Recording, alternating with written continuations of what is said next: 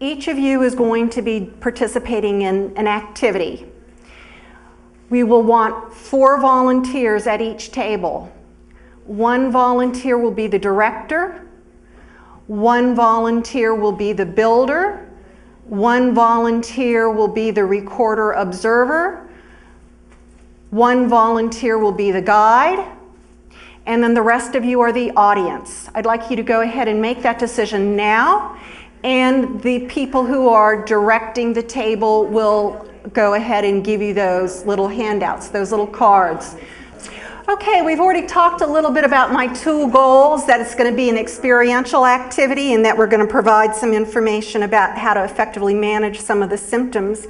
What I'd like you as you're doing these activities is notice how you're thinking and feeling and how these experiences may change your thoughts and feelings as you're going through some of the visual spatial problems, attention, working memory problems. Right now I gave you a sheet to rate your stress symptoms on, pre-activity stress. If you go ahead and rate that now, it looks something like this. All you have to do is put an X on the number for each symptom that you're experiencing right now. How tense are your muscles? Are you feeling bored? And you'll notice that it's gradated in shades of white to gray. These were the papers that I just gave you right before we started. If you'd go ahead and take a moment to rate yourselves now, please. You're going to be in 5 teams.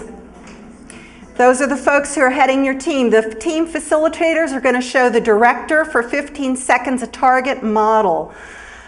You're going to also monitor the team while the builder has 30 seconds to follow the instructions from the director to build a replica of that model. So the model might look something like this. Here are the roles. The director is going to look at the target model for 15 seconds, try and memorize it, come back to the team, and have 30 seconds to verbalize how to build the replica. Your limitations are that you're going to be blindfolded. You're going to wear a sleep mask so you won't be able to see what the builder is actually doing. And you can't talk to the builder. There's no crosstalk between the builder and the director. The builder attempts to construct the replica just by listening to and following the director's oral instructions. The builder can tell the guide about how their body feels and their thoughts, but they can't crosstalk with the director and the guide and ask how to explain how the replica should be made. The builder can't see the target construction, the original target. The guide orally describes the replica and its progress to the director. The guide can ask the director to clarify instructions, and the guide can encourage the builder to cope. But the guide can't draw or touch or gesture to the construction materials, and the guide cannot see the target model that the activity facilitator showed the director. The observer coordinator, or recorder, watches the builder and uses the sheet to rate the obvious symptoms that you see of stress going on in the builder. The recorder is a silent observer. They're not allowed to give suggestions, ask questions, use gestures, or help the builder or the guide.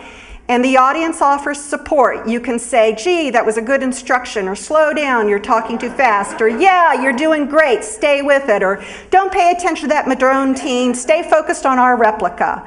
But you can't give direct instructions like interpreting, for example, what the director said. Build a rectangular base on the table with 2 yellow blocks. Okay, we've got the roles assigned. The activity facilitator should have given you your tags. Let's go ahead and we're going to have each activity facilitator now take the first director and show the target model. All right, go ahead and start talking. Tell your builder how to build the materials. They're right here, but we have to put your blindfold on first. So could you just keep those in your pocket then? Thank you. You can blame it on me. You can blame it on me. Okay. All right, Rob, you ready? Are you ready? You have 30 seconds to be able to tell the builder how to make the constructions. Are you ready? Pay attention, 30 seconds. Go. Okay, Rob, so think about like a figure 8. There's going to be 2 connecting figure eights together. And there's 4 of those. So altogether, there's going to be 8 figure eights connected kind of like a star. So you've got 4 different quadrants. You see how many are much quicker. Kind of figure eights connected. And then all 4 of those are connected. Okay, stop. Does anybody want to tell me a little bit about what type of body sensations they noticed while they were doing this? Did you notice? Need a little audience participation here. Any body sensations you guys noticed? Were your jaws tense? Were your muscles tense in your shoulders? Did you feel dry in your mouth? Did you feel like words couldn't come out as quickly as you wanted them to? Anybody? Yes. Yes, all of us. All of those things, okay. What kind of thoughts did you have as you were doing this? I was frustrated because I felt this isn't enough time. Frustrated, it's too fast. Time is an issue for our kids. So now you know what it's like when it's time pressure. What else did you think? Confused, right. Were you doing the mirror? So these people were doing a mirror image construction. It captures the visual spatial problems of the kids. Did anybody feel hungry smelling the popcorn going on? Did anybody get distracted by it though? So let's talk a little bit about the process of self-regulation, which helps you attain your goals. Somebody's raising their hand. Yes? I became disengaged. In fact, I walked away, went to the restroom because I'm tired. But I'm thinking my son with the heart condition, how much tired he is, and how he just wants to. Thank you. Yes, disengagement and fatigue also is a symptom of our kids, and some of you may have experienced that. That's one of the things that was on the rating scale. So you're trying to self-regulate. You're trying to regulate your sensory input. You're trying to regulate auditory input because you're trying to listen to the instructions. You're trying to regulate your frustration level. Heart rate. Did anybody notice their heart going really, really fast? Yeah? Heart rate is a big index of emotional and behavioral self-regulation. There are evidence-based interventions that we can use to improve some of the factors that you guys experience, the problems with working memory, the anxiety, and the heart rate. CogMed Working Memory is one kind of training program that we use. It's a 25-session program done in-home. Is one of the activities that we're going to do some research on to see how effective it is with kids who have 22q11.2 deletion syndrome.